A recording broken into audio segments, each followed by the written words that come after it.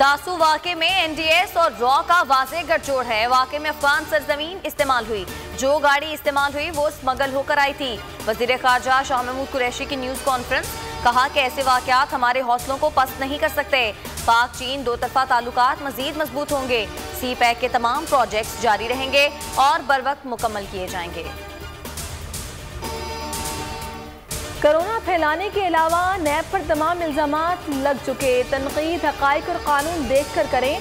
तामीरी तनकीद से नैब को भी फ़ायदा होगा। Chairman justice retired Javed Iqbal कहते हैं, किसी से ज़ाती दुश्मनी नहीं, हमेशा सियासतदानों की इज्जत की और करते रहेंगे।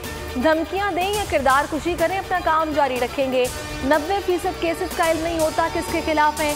अगर ज्यादती की है तो आज़ाद अदलिया से रुजू किया जा सकता है।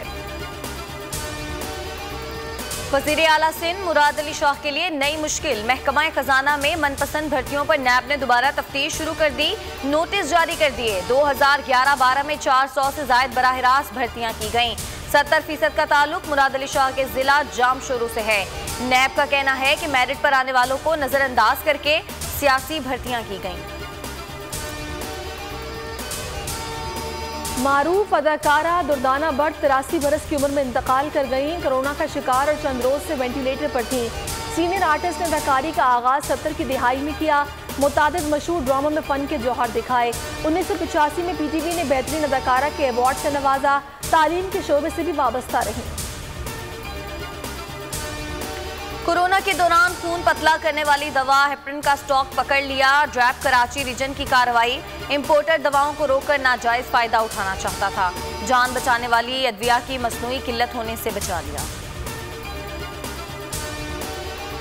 पाकिस्तान के बच्चों ने भारत का रिकॉर्ड तोड़ दिया। गुजरांवाला में 1 मिनट से भी कम अरसे में 52,000 पौधे लगा दिए। मुशीर मौसमियाती तब्दीली मलिक अमीन असलम कहते हैं, 40 सेकंड में 52,000 पौधे लगाकर नया रिकॉर्ड बनाया गया। जिंदाबाद पाकिस्तान,